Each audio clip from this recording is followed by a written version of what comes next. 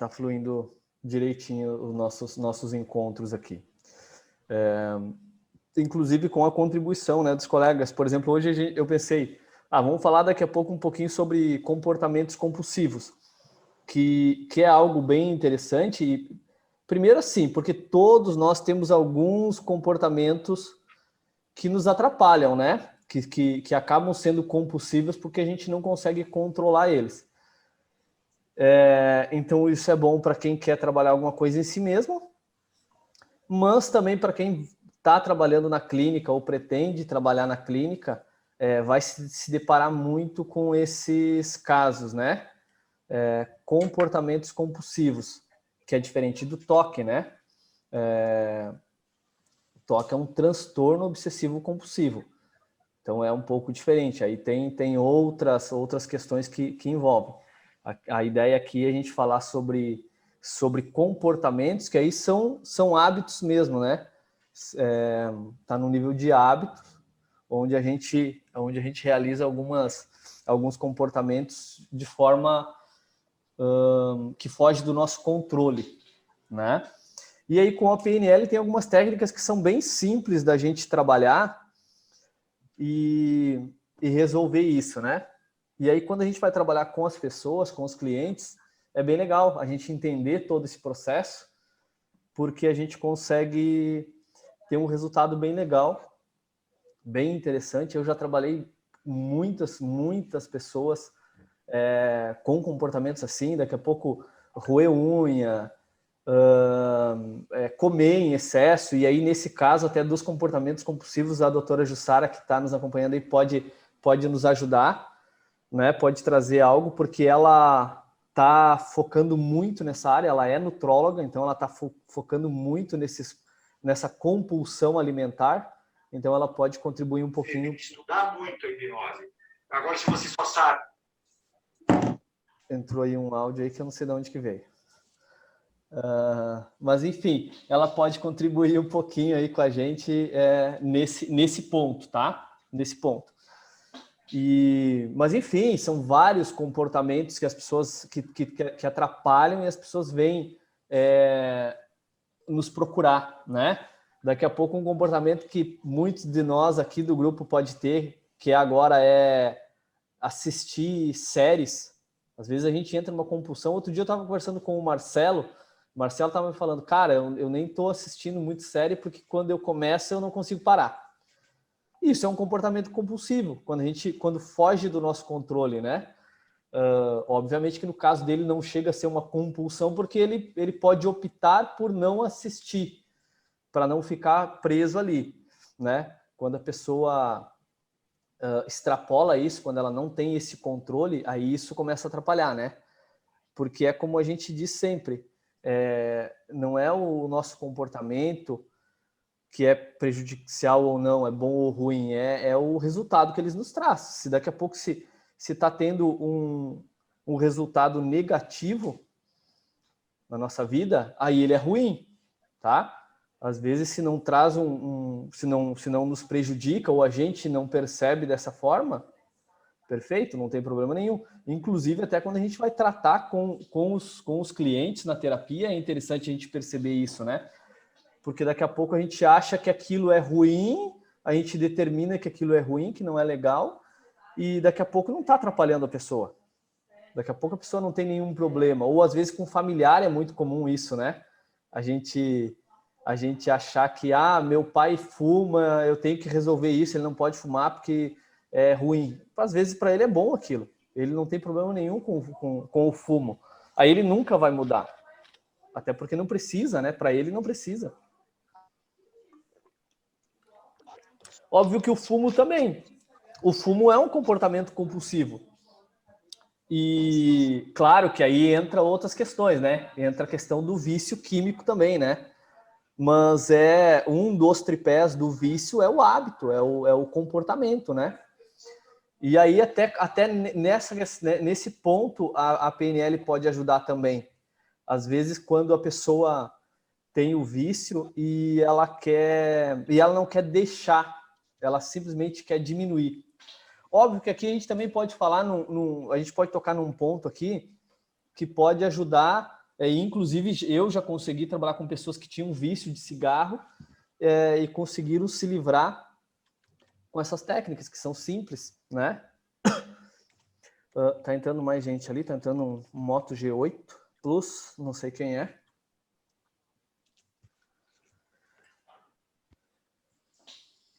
Tá, beleza. Então, pessoal, para quem tá entrando agora, eu estava comentando, estava primeiro pedindo desculpas, né? Por não ter mandado lá no início da semana as sugestões de tema para nós trabalhar, mas foi bastante corrida essa semana. A gente teve a gente tinha o lançamento online, né? E a gente teve alguns imprevistos com toda essa questão da Covid aí, que nos prejudicou um pouquinho e acabou nos atrapalhando. E aí eu acabei me passando. Para 500 pessoas foi muito bom, tio. Foi realmente. Eu assisti. Na verdade, a nossa projeção era bem diferente, né? Como que seria? Até agora enquanto o pessoal entra aí, eu vou comentar um pouquinho. Na verdade, ia ser diferente, tá? A gente ia trabalhar de uma forma presencial e online. A nossa ideia era ter 30 pessoas, presencialmente no evento, né? Porque ia ser um curso mesmo, né? Então essas pessoas que viriam, elas iriam participar do curso às 3 noites, e ao mesmo tempo a gente ia estar transmitindo online. A nossa expectativa e a nossa ideia era fazer para muito mais do que 500 pessoas, pelo menos umas 2, 3 mil pessoas, além dessas 30 que iam estar participando lá presencialmente, mas aí com toda essa questão da pandemia, a gente acabou tirando o pé e pensou, não, vamos fazer algo um pouco menor, vamos fazer um negócio mais caseiro dessa vez e vamos ser um pouco mais responsável com tudo isso, né? Porque não dá, nesse momento, a coisa está apertando bastante e a gente tem que ter noção de que a gente é responsável também, né? Tanto por nós mesmos quanto pelas outras pessoas. E a gente acabou aí tirando o pé e fazendo algo menor, mas foi muito legal, tinha a média de 500 pessoas todas as noites, né? Foi bem bacana. Foi bem bacana essa jornada hipnótica que a gente fez a semana passada, foi uma experiência bem legal. Posso fazer uma pergunta, Vitor, a respeito do tema de hoje? Claro. Aguardando o pessoal. Quando esse comportamento compulsivo atrapalha o outro, não a ti, mas o outro. Vou dar um exemplo. Todos nós aqui já assistimos o Jô Soares. Sim. Muito bem. Ele fazia uma pergunta e a outra pessoa respondia. E a atenção ia para a outra pessoa. Até que eu notei, quando deu um close demorado nele, ele tinha um hábito de fazer isso aqui, ó. Uhum. E aí eu fiquei pensando, mas pega uma pessoa que não está acostumada com entrevista, se atrapalha, porque parece que ele está tentando transmitir alguma coisa que é um hábito dele. Depois aqui eu notei que era hábito, eu pensei que ele estivesse querendo atrapalhar a pessoa, né? Isso. Então, quando quando o hábito da outra pessoa me incomoda, é um grande desafio, né? Porque, vamos lá, daqui a pouco, se é o meu parceiro, minha parceira, meu colega de trabalho, meu sócio, eu posso conversar com essa pessoa, né, para que ela entenda que aquilo é prejudicial para mim, mas aí ela vai mudar se ela quiser. Tem uma situação que até foi o professor Rogério Castilho que comentou uma vez, que num curso, porque assim, a PNL, o foco da PNL é no resultado, né? Então ele trazia essa, que é uma história que o Richard Bandler, que é o criador da PNL, contou, que em algum momento lá num curso, um aluno chegou para ele e disse assim, olha, cada vez que eu vou na casa da minha sogra, eu passo mal, eu me sinto mal. O que eu faço? Aí ele simplesmente disse assim, não vai mais na casa da tua sogra, pode trazer o próximo. Você entende? Porque às vezes é o resultado, pronto. Não quer se sentir mal, não vai mais lá. É óbvio, essa é uma possibilidade, né? E às vezes é isso mesmo. Às vezes a gente não consegue mudar o outro, mas a gente pode mudar o nosso, nós mesmos, só sobre nós mesmos que a gente tem controle, né? Nesses casos, a melhor forma é conversar. E aí com a PNL, com as técnicas da PNL, a gente pode conduzir daqui a pouco de uma forma mais tranquila, né? Com rapport e tal, de uma forma mais assertiva para tentar fazer com que a outra pessoa entenda e deseje mudar. Mas, em geral, é bem desafiador. É mais fácil a gente mudar nós mesmos ou mudar o nosso cliente, quando a gente tem um cliente, né? E aí esse é um dos pontos que eu ia comentar aqui, que é um dos pontos bem importantes na hora da gente trabalhar com a pessoa e até com nós mesmos, na hora de mudar um comportamento compulsivo.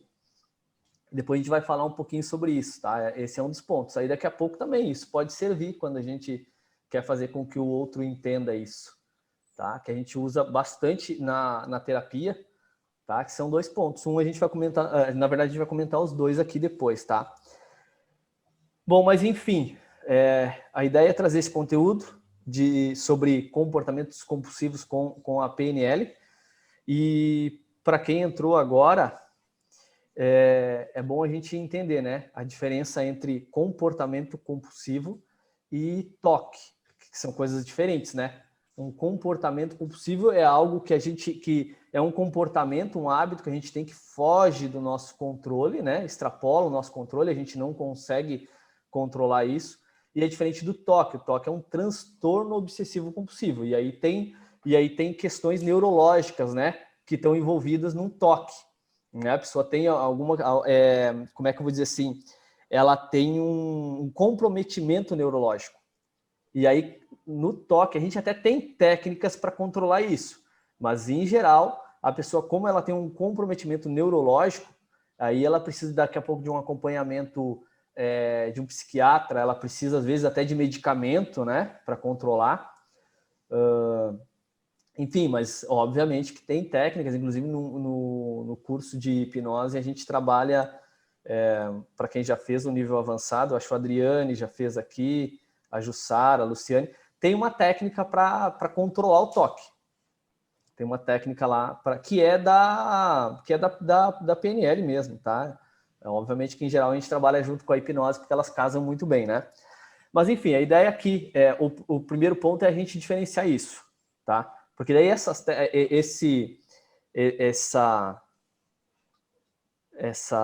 técnicas ou essas possibilidades que eu trouxe aqui para a gente trabalhar mais focado em comportamentos, né? E aí, assim, primeiro ponto que é essencial a gente entender é assim. E aí isso também serve para qualquer coisa que a gente vai trabalhar, tanto com nós mesmos quanto com as outras pessoas, né? É entender que todos os comportamentos ele tem uma intenção positiva. Isso é um dos pressupostos da PNL, né? Todos os nossos comportamentos têm uma intenção positiva. E aí, quando a gente vai fazer uma mudança, a gente precisa entender qual é essa intenção positiva. E quando a gente vai trabalhar com o cliente, a gente precisa fazer com que o cliente entenda qual é a intenção positiva desse comportamento dele, né? Porque sempre vai ter isso, tá? A partir do momento que a gente entende qual é a intenção positiva desse comportamento, a gente já vai para um segundo nível, né? Que é entender qual é o ganho que a pessoa tem. Porque se a pessoa tem um comportamento compulsivo, algo que está longe, está fora do controle dela, ela tem um ganho, tá? Nosso comportamento sempre tem um ganho. Tudo que a gente faz para buscar prazer ou fugir da dor, enfim, né? São nossos instintos mais primitivos. Mas sempre tem um ganho. E esse é outro ponto muito importante. É fazer com que a pessoa, ou nós mesmos, entendamos qual é o nosso ganho com isso. E aí, dentro da PNL, tem aquela questão do teu diálogo interno, né? Questão de trabalhar com as partes mesmo, né? Fazer com que o teu inconsciente traga isso, traga essa resposta, ou do teu cliente, trazer essa resposta. Qual é o ganho que a pessoa tem com esse comportamento, né? Porque isso também é extremamente importante. A pessoa, ela não vai mudar nenhum hábito ou comportamento se ela não ganhar nada com isso, né? E depois, o que ela vai ganhar mudando esse comportamento tem que ser muito melhor do que o que ela está ganhando com esse comportamento, senão ela não muda. Isso é extremamente importante. E aí, da PNL, entra essa situação de tu trabalhar as partes mesmo, né? De tu fazer esse diálogo, de tu trabalhar esse diálogo interno para buscar e entender qual é o ganho com esse comportamento.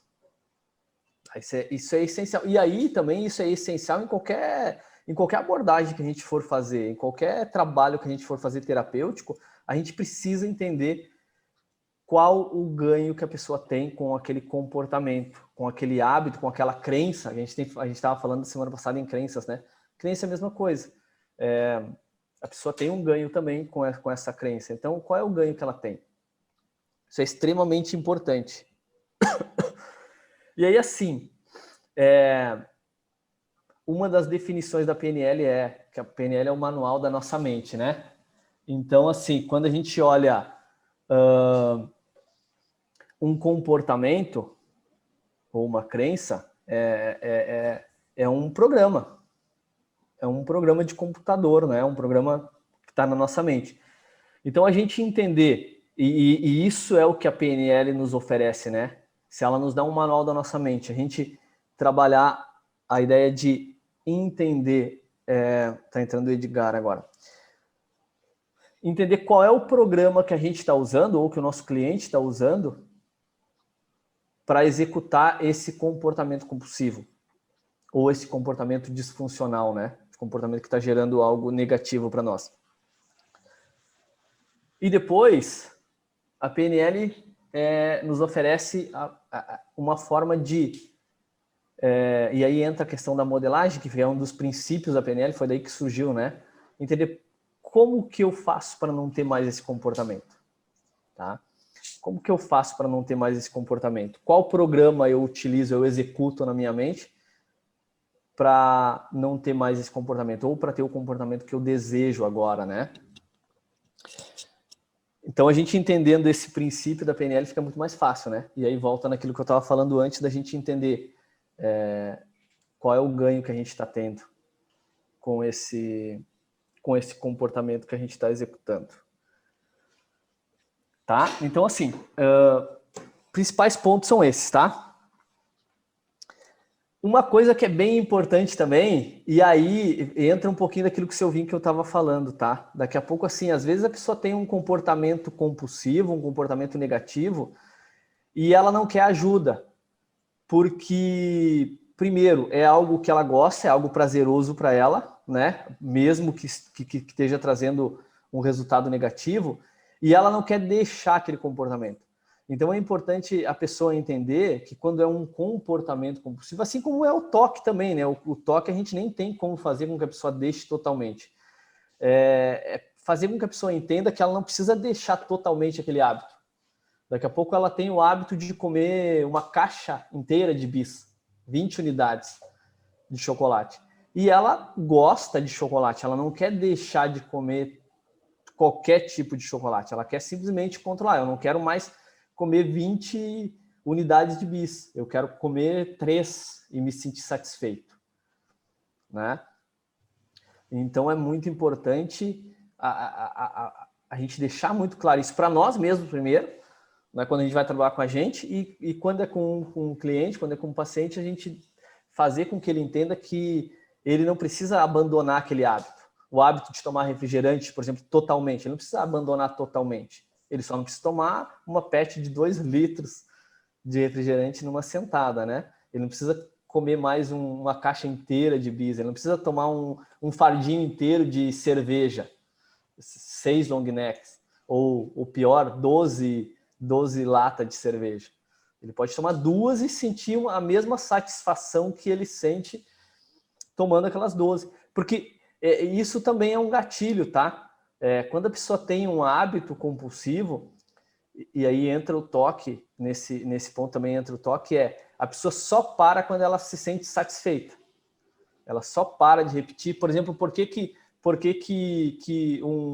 uma pessoa que tem toque testa a fechadura 3 vezes, né? Por que uma pessoa que tem toque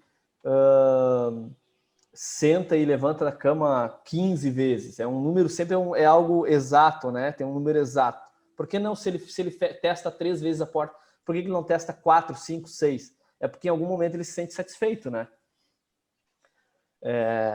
Então, também esse é um detalhe interessante da gente trabalhar, da gente entender que a pessoa para quando ela se sente satisfeita.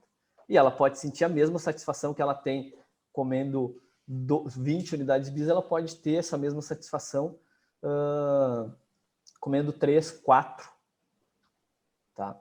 E aí a gente pode utilizar, por exemplo, nesse caso, a gente pode utilizar, para quem já sabe PNL, pode utilizar uma âncora, por exemplo, né? Que é algo bem simples de instalar e funciona muito bem. Tá? Outro ponto que eu não cheguei a comentar, tem alguém, a Maribel dizendo que está travando bastante lá. Para mais alguém está travando? Não? Tá legal? Beleza. Um ponto que eu não cheguei a comentar para a gente diferenciar o que é um toque do que é uma compulsão, tá? Porque às vezes a gente mesmo acha, eu tenho toque, e às vezes é só uma compulsão. Um toque, ele sempre tem algo, tem uma catástrofe ligada, tá? Por exemplo, se eu não desvirar o chinelo, minha mãe vai morrer. Se eu não testar a fechadura da porta 3 vezes, vai entrar um ladrão e vai me matar. Se eu não... sei lá, sempre tem algo assim, sempre tem uma catástrofe ligada a esse comportamento compulsivo. E quando é só uma compulsão, não tem catástrofe, é simplesmente um hábito ou um comportamento que é incontrolável, né? E aí, a gente tinha falado na semana passada nos níveis neurológicos, né? Tinha falado, para quem já fez o Master entende melhor isso, tá? Os níveis neurológicos é algo bem legal assim, porque em geral eu acho que para todo mundo que fez o Master aqui foi trabalhado de uma forma mais simples, né? E quando a gente entende isso, os níveis neurológicos do Robert Dilts, né? Como eu disse a semana passada, ele foi um dos caras que mais contribuiu para a PNL e ele elevou realmente a PNL a um outro patamar, né? E isso foi muito legal, essa questão dos níveis neurológicos que ele trouxe. E quando a gente entende isso, a gente percebe o quanto a gente consegue trabalhar de uma forma muito mais eficaz com qualquer situação. Primeiro, para nós mesmos, e quando a gente trabalha com clientes, com terapia, a gente fazer... conseguir ter resultados muito melhores. A questão dos níveis neurológicos é bom a gente trabalhar um pouquinho em cima disso, porque é bem interessante. Então, assim, por exemplo, quando a gente trabalha assim, por exemplo, um comportamento compulsivo, tá? E aí entra nos níveis neurológicos, como eu disse, a gente consegue trabalhar muita coisa, de muitas questões dentro disso, né? Daqui a pouco, assim, questão nível neurológico, se é ambiente, comportamento, capacidade, crenças, e nível de identidade e depois conexão, né? O que acontece? Em geral, essas questões estão muito em nível de identidade, tá? Tudo que a gente faz, e a gente traz até as nossas doenças, né? A minha depressão, a minha ansiedade, a minha dor de cabeça. E quando tá num nível de identidade, é desafiador a gente mudar, tá? Às vezes a gente vai mudar no nível de ambiente, no nível de comportamento mesmo, e aí, como a gente está falando aqui em comportamento compulsivo, se é algo que está no nível de identidade, que é um dos níveis mais altos, a gente só mudar o comportamento não resolve. Não resolve só mudar o comportamento. Porque a pessoa, se ela tem óbvio que são várias coisas, né? A gente já falou aqui no ganho que a pessoa está ganhando, por que ela faz, para que ela tem esse comportamento, ou o porquê também, né? Mas assim, quando está no nível de identidade, em geral está no nível de identidade, os nossos comportamentos, as nossas crenças também, é desafiador. E aí quando a gente entende isso, a gente trabalha isso numa forma de mudar um comportamento no nível de identidade, aí o resultado é eficaz e é duradouro, tá? Santo de casa não faz milagre. Ah, tá, agora eu entendi o que o Adriane falou. Adriane, o problema é que o hipnoterapeuta da família sacaneia o irmão, cara. Sacaneia, ele é pior, ele só prejudica mais, porque ele só reforça mais o toque do cara. Sacanagem. Mas enfim, olha só, e aí, um dos pontos que eu acho mais importantes, tá? Aqui a gente está falando de comportamento compulsivo, mas isso serve para qualquer coisa que a gente for mudar. É assim, tu trabalhar, e aí foi aquilo que eu estava falando da semana passada, que foi uma das sugestões, né? Da gente trabalhar com submodalidades. Quando a gente trabalha, porque assim o que acontece? Em geral, a gente não tem muito claro o que a gente quer, tá? Então é muito importante que a gente tenha uma imagem clara do resultado, do objetivo que a gente quer. E aí vamos tocar no ponto aqui, que é um ponto que a doutora Jussara domina, que é o emagrecimento, por exemplo, tá? Um dos pontos que é essencial a gente trabalhar, até na compulsão alimentar, é a autoimagem da pessoa, tá? Porque a pessoa, ela se vê gorda, ela se vê feia, ela se vê de uma forma negativa, tá? Então é muito importante, um dos pontos, tá? Um dos pontos muito importantes é mudar essa autoimagem, então é trabalhar isso. E isso nada mais é do que trabalhar as submodalidades mesmo, né? Criar uma imagem mental do resultado que a pessoa quer. É extremamente importante para qualquer mudança. Para qualquer mudança que a pessoa queira fazer, ela precisa trabalhar a imagem. Então, por exemplo, uma das dicas que a gente dá no curso, quando a gente está trabalhando em emagrecimento, é a pessoa, primeiro, ela se visualizar daquela forma que ela quer. Eu quero estar com 70 quilos, não sei o quê, usando tal roupa e tal, não sei o quê. Ela criar uma imagem nítida, clara, que seja atraente para ela, né? Porque aí ela vai estar trabalhando aí já no nível de identidade, ela vai estar criando uma nova identidade. Tem uma história até que eu ouvi, que eu achei muito legal, que ilustra bem isso, tá? Que é assim, era um rei e ele mandou chamar lá o escultor do reino, porque o filho dele ia fazer aniversário, ia fazer 14 anos e ele queria mandar fazer uma estátua para o filho dele. Só que o filho dele era esquisito, o cabelo era horrível, oleoso, a pele era oleosa, cheia de espinha, o cara era magricelo, era esquisito. E ele queria mudar essa imagem do filho, né? Então, quando ele chamou o escultor, ele não levou o filho dele para o escultor do reino fazer aquela imagem. Ele começou a falar para o escultor, olha, a imagem vai ter que ser assim, assim, não sei o quê, e foi dizendo como ele era aos 18 anos. O cabelo é assim, é liso, é sedoso, a pele é lisa, ele tem músculos, não sei o quê, o peitoral é definido, o abdômen e tal, não sei o quê, e foi descrevendo ele com 18 anos, porque ele era um cara que era tinha uma presença muito interessante, era um cara bonitão.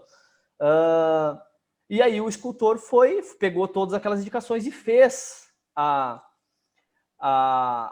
estátua como ele era aos 18 anos. E aí, no dia do aniversário do filho, ele entregou, né, era um presente, e o filho viu aquela imagem e ele começou a perceber, eu não sou assim, eu preciso ser assim.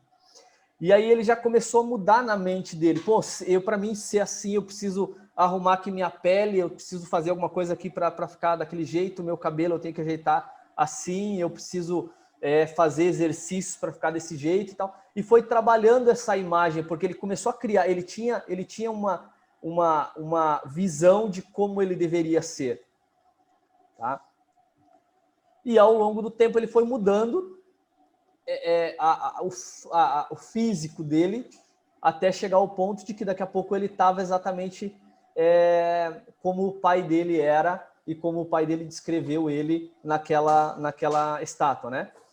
E é basicamente isso, tá? Quando a gente vai mudar um comportamento compulsivo ou qualquer outra coisa que a gente queira mudar na nossa vida, a gente precisa ter uma imagem muito nítida e atraente dessa mudança. Isso é extremamente importante. A pessoa ter uma imagem nítida do resultado, tá? E aí, quando a gente vai trabalhar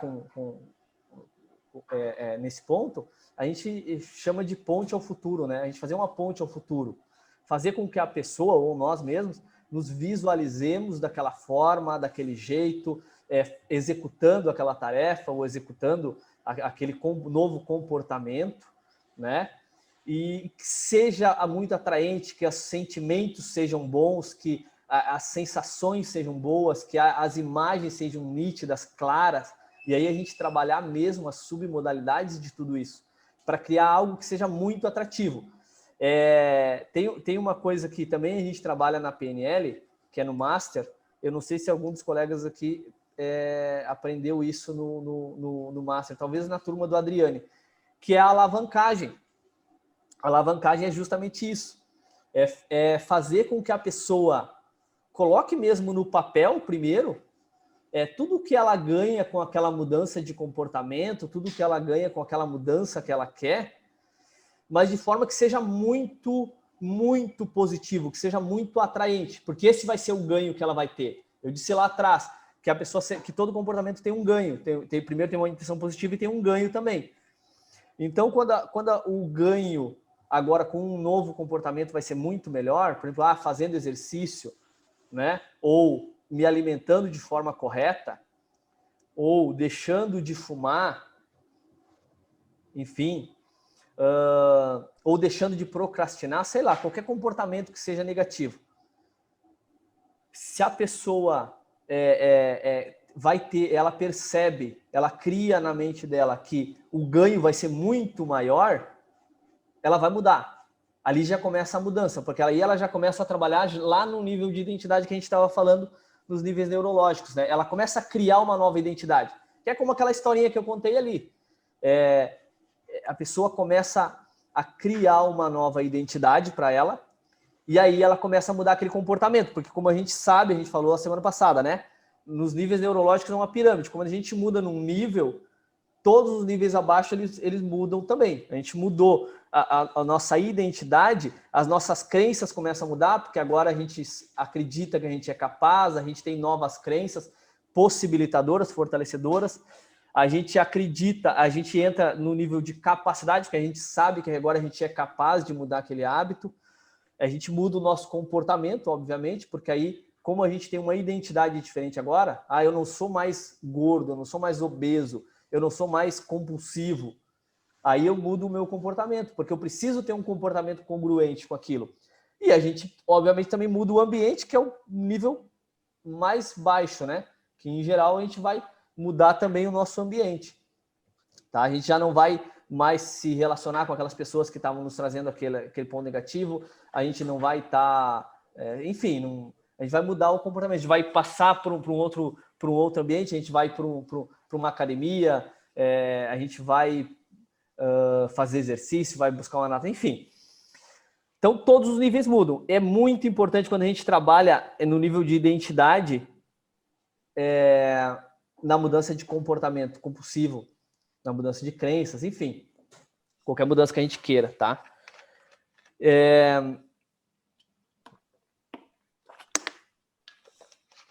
Olha só, outra coisa que é bem interessante. É assim, ó. E aí, eu não sei se eu cheguei a comentar na semana passada, mas esse também é um ponto bem interessante, tá? Olha só, eu estava vendo um curso outro dia, e aí tinha um especialista falando que... tá, na quantidade de pensamentos eu falei, tá? A gente tem em média de 70 a 90 mil pensamentos por dia, tá? E o que acontece? Esse especialista que estava ministrando esse curso, ele estava falando assim que em geral, 90% dos nossos pensamentos, eles são são iguais aos que a gente teve ontem, semana passada, mês passado, ano passado. Os nossos pensamentos eles vão se repetindo. Então, se a gente quer fazer uma mudança, a gente precisa alimentar o nosso cérebro com novos pensamentos também, tá? Então, assim, pô, se eu estou pensando de forma negativa, se eu estou pensando daqui a pouco na questão de alimentação mesmo, estou pensando na compulsão, na alimentação, nas coisas negativas que estão atreladas a tudo aquilo ali, eu não mudo. Eu preciso alimentar o meu cérebro com novos pensamentos, com pensamentos que sejam fortalecedores, que sejam que me tragam capacidade, né? Então é extremamente importante a gente trabalhar isso, trabalhar esses pensamentos, começar a criar novos pensamentos.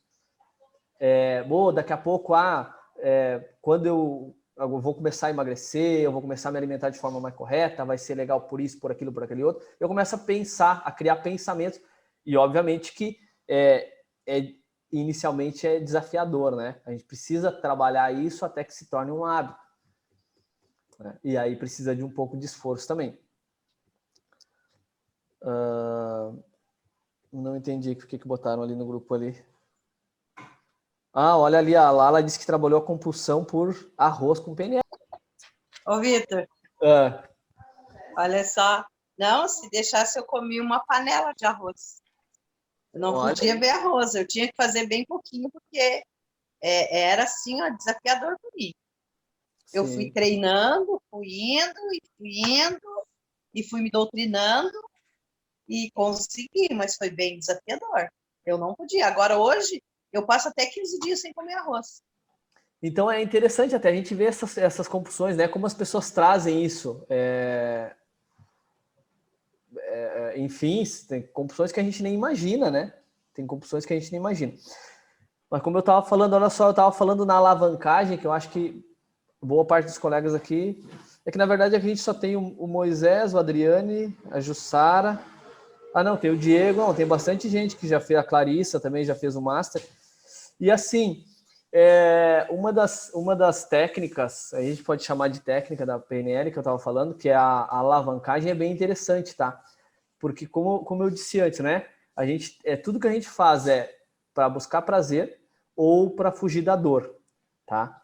E assim, a gente se motiva dessas duas formas, tá? A gente faz as coisas para fugir da dor. Às vezes, eu vou trabalhar, eu acordo cedo para trabalhar, porque se eu não trabalhar, eu não pago aluguel, eu vou ser despejado, minha internet vai cair, minha luz vai ser cortada, então eu preciso trabalhar. Então, os caras da Oi vão chegar aí de novo e vai acabar com o grupo de estudo na metade do caminho. Né? Exatamente. Então aí eu me motivo para trabalhar. Ou eu me motivo para trabalhar para buscar prazer. Para trabalhar ou para qualquer coisa que seja, né? Eu me motivo para buscar prazer. Daqui a pouco, eu acordo cedo porque eu quero muito executar esse trabalho que eu estou fazendo, porque é muito legal. Eu acordo cedo para praticar um exercício, porque vai me dar muito prazer, eu vou ficar em forma, eu vou me sentir bem. Então, isso é para buscar prazer. E a técnica da alavancagem, a gente trabalha justamente isso, tá? Essas duas formas. Só que aí a gente trabalha as duas coisas, porque assim, a gente se motiva das duas maneiras, mas algumas pessoas têm uma tendência a se motivar mais para buscar prazer, outras mais para fugir da dor. Quando a gente trabalha com PNL, a gente consegue, a partir da abordagem da PNL, a gente consegue entender isso. Qual é a motivação da pessoa.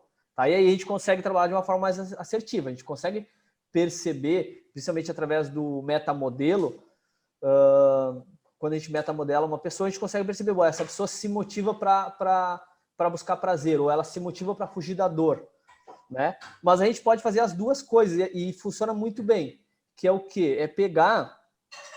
Então a gente pede, se a gente vai atender uma pessoa, a gente pede para a pessoa, vamos seguir aqui no comportamento compulsivo, tá? Ela vai fazer uma lista de tudo aquilo que... de todas as coisas negativas, o quão ruim vai ser se ela manter aquele comportamento, tá? E aí a gente trabalha de uma forma que ela sinta dor mesmo, tá? E cada pessoa vai sentir dor de uma forma diferente. Então, daqui a pouco, se a pessoa quer deixar quer deixar uma compulsão alimentar, tá? Obviamente que na compulsão alimentar tem muito mais questões que estão envolvidas, né? Além disso, mas obviamente que vai ajudar bastante, tá? É o pontapé inicial e isso vai dar uma motivação muito forte. É trabalhar daqui a pouco assim, se eu continuar me alimentando, daqui a pouco eu vou estar com 225 quilos, eu vou estar só numa cama, não vou conseguir mais levantar, eu vou ferrar com o meu corpo, vou ferrar com todo o meu organismo, daqui a pouco eu vou ter um câncer, vou sofrer, vou passar 10 anos sofrendo em cima de uma cama, apodrecendo. Tem que ser algo muito ruim. E ela vai trabalhar isso, ela vai fazer uma lista. A Jussara está falando que no coach tem uma ferramenta céu e inferno, é basicamente isso, né? A alavancagem da PNL. Então, fazer com que seja mesmo doloroso, que doa, que seja um sofrimento muito grande. Por exemplo, se eu não deixar de fumar, ou se eu não deixar de beber, eu vou perder minha família, meus filhos não vão querer mais saber de mim, eu vou perder meu emprego, vou ir morar na rua, vou virar um mendigo, sei lá, algo muito ruim. Tem que ser muito doloroso, tem que doer mesmo. E ela tem que vivenciar tudo isso. Tá? Porque ela tem que sentir, como eu disse, a gente trabalhar isso de uma forma que seja intensa, a pessoa se imaginar naquelas situações e o quão doloroso vai ser isso para ela, tá? E aí não é o que se a gente está trabalhando com um cliente, não é o que a gente acha que vai doer na pessoa, é o que dói para ela mesmo. Porque às vezes a pessoa não deixar de beber e morar na rua, para ela não vai ser um sofrimento muito grande. Agora, daqui a pouco, ficar broxa se continuar bebendo vai ser horrível para o cara. Aí ele vai, entende? Então é algo que às vezes para a gente não faz sentido, mas para a pessoa faz. Faz muito sentido, vai ser muito dolorido e ela, aí agora eu já preciso mudar, já preciso começar a mudar. E de outro lado, aí depois que a pessoa faz todo esse processo, a gente faz os ganhos. O que ela vai ganhar mudando esse comportamento. E o quão bom vai ser a vida dela depois que ela mudar. E aí a gente trabalhar isso também. Ela listar coisas fantásticas, incríveis que ela vai viver se ela mudar esse comportamento e fazer com que ela vivencie isso. E aí a gente entra aquela questão de trabalhar essas imagens mentais, né? Tem que ser algo muito colorido, muito nítido na mente da pessoa. As sensações têm que ser intensas, têm que ser fortes, para que a pessoa realmente sinta aquilo. Porque como a gente disse outro dia, né? O nosso cérebro ele não diferencia o real do imaginário. Então, se a gente está imaginando algo, o nosso cérebro entende como aquilo real, então ele vai vivenciar aquela experiência. Quando a gente vivencia tudo isso, a gente já vai trabalhando essa autoimagem, essa nova identidade que a gente quer. E isso funciona muito bem. Eu sempre usei muito a alavancagem, acho que na maioria dos meus atendimentos eu trabalhava com a alavancagem, porque sempre demanda um esforço, né? E como todo comportamento ele tem um ganho, a gente precisa mudar, a gente precisa oferecer um ganho muito maior para a pessoa, senão ela não vai mudar, ela nunca vai mudar, tá? Então isso é uma ferramenta bem bacana. Eu não sei se chegou a aprender, Adriane, quando tu fez o Master, a alavancagem, não, né? Então, eu acho uma ferramenta fantástica que a gente aprende no Master em PNL, que funciona muito bem. E isso, como eu disse, né? Para qualquer tipo de mudança que a gente queira, qualquer tipo de mudança de comportamento, de crenças, enfim, que a gente queira fazer em nós mesmos, ou quando a gente está atendendo uma pessoa, qualquer tipo de atendimento que tu for fazer, tu trabalhar essa alavancagem, tu trabalhar essa imagem, essas imagens na mente da pessoa, levar para o nível de identidade mesmo, realmente é incrível, tá? Bom, como eu disse antes, né? a ideia é a gente não se prolongar muito aqui. Então, assim, eu abro agora para contribuições. A doutora Jussara já está escrevendo algumas coisas ali no chat, se ela quiser abrir o áudio dela e falar um pouquinho, ou qualquer outro colega que queira ou tirar alguma dúvida ou trazer algo nesse sentido para agregar. É interessante, tá? Para que a gente não se prolongue muito, não vai. A semana passada a gente foi quase 2 horas, né? A ideia é hoje a gente trabalhar 1 hora, 1h15, por aí. Então, se algum colega quiser trazer algo para contribuir, fica aberto aí a essa...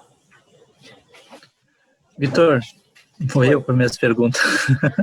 Vai lá. Te botar na parede aí. Bom, tu falou a questão ali da... Calma. Falou a questão da pirâmide, né? Uhum. Então, nós temos crenças e, acima das crenças, a identidade, né? Então, ali, assim, ó, quando a pessoa está muito aí, geralmente, quando ela chega em ti, ela está com essas crenças de identidade aí, né? Eu sou depressivo, eu sou isso, eu sou aquilo, eu sou o comportamento, né? Isso. E aí tu falou ou seja, fazer tipo uma ponte ao futuro, fazer uma submodalidade com ela, para ela se enxergar diferente daquele comportamento que ela tem, para te poder dar continuidade no trabalho. Isso. E como assim, ó, como a identidade é o nível acima das crenças e a crença da identidade, que geralmente ela está mais elencada, né? Só trabalhar as crenças de identidade, fazer ela entender que ela que aquilo ali ela não é aquilo ali, que aquilo ali é um estado, tu acha que é pouco ainda?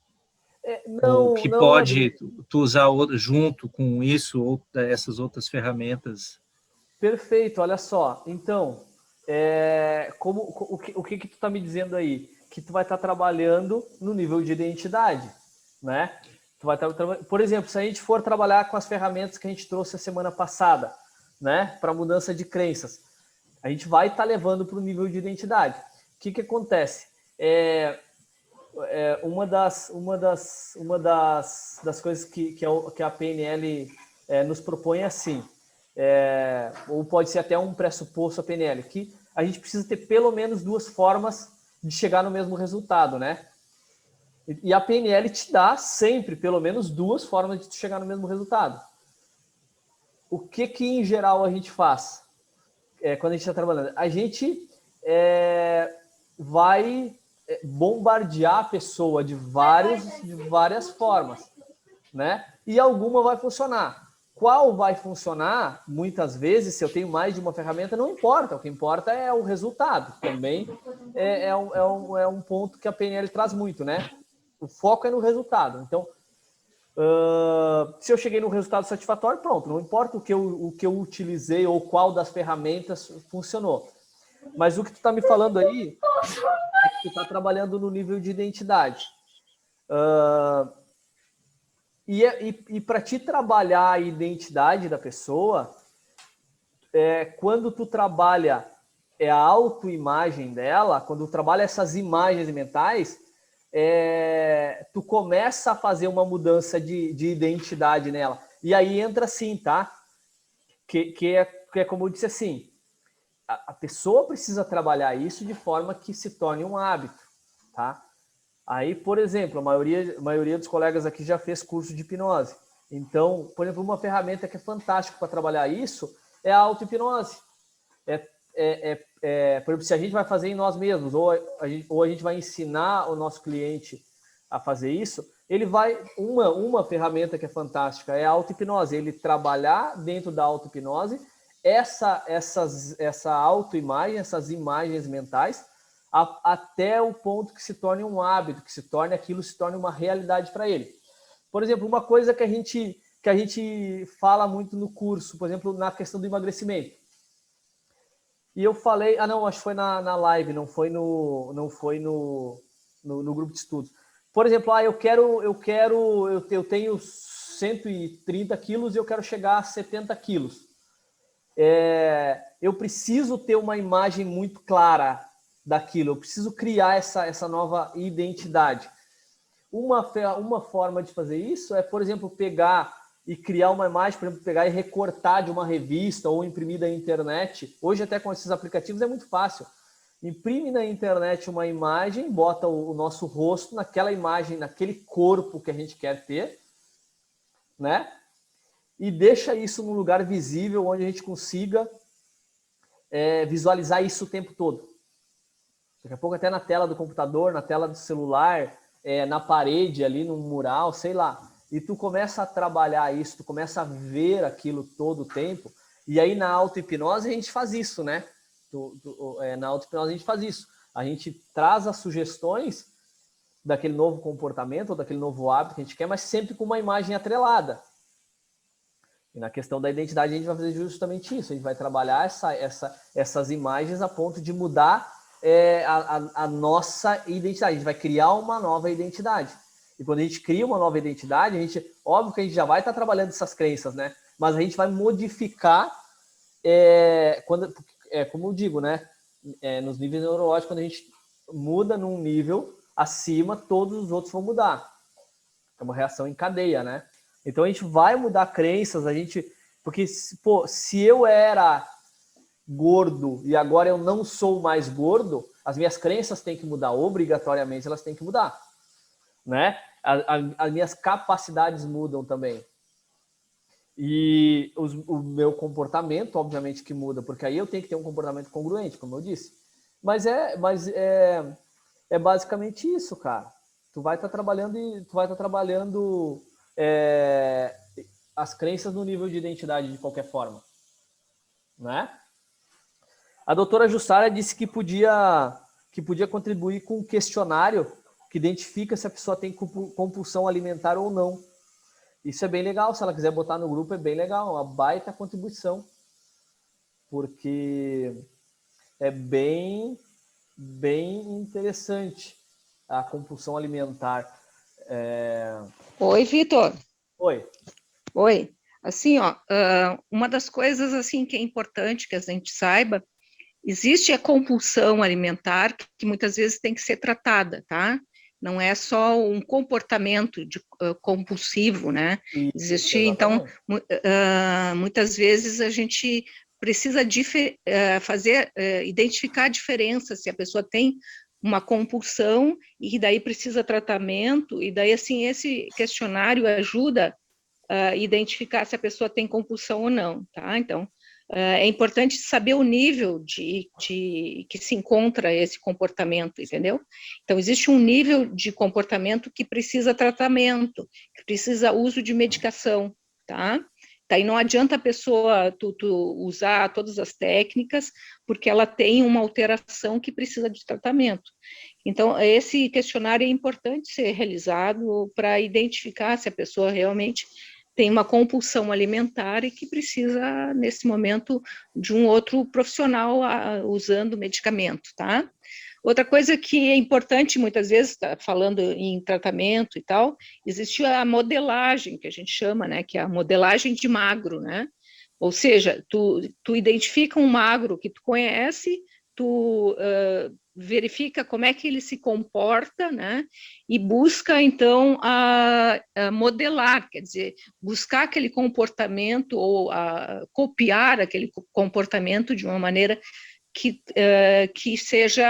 ele assimile aquele comportamento. Perfeito, olha só que legal. Como eu disse, né, desde o início ali, mudança de alguns comportamentos compulsivos são menos desafiadores, né? A compulsão alimentar é bem mais complexo. Mas a modelagem é basicamente isso, né? Eu falei de uma forma bem simples aqui, mas para quem faz uma formação de Master em PNL vai entender muito mais como fazer a modelagem. E na verdade, a base de toda a PNL, né? A modelagem. E olha só o que a doutora Jussara falou aqui na questão do emagrecimento.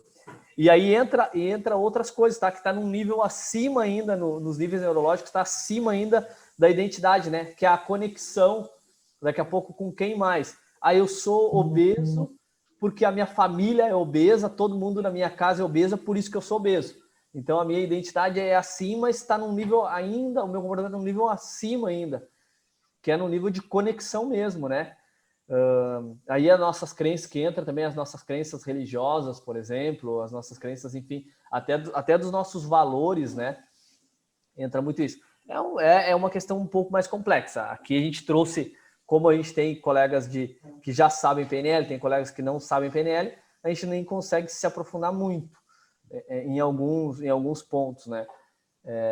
Mas é bem legal trazer essas questões, porque às vezes também não é só uma questão de compulsão, né? Às vezes é só a pessoa só está um pouco acima do peso e enfim, e daqui a pouco ela quer algo muito mais profundo que nem cabe naquele processo, né? E às vezes a pessoa tem algumas questões muito mais complexas que a gente não vai conseguir nem fazer sozinho, a gente vai ter que passar para um nutrólogo, para um médico realmente, né? Esse assunto é interessante, porque a maioria dos meus clientes é para emagrecer, por incrível que pareça. Olha aí. Eu não divulgo, mas o que aparece de pessoa querendo emagrecer com hipnose.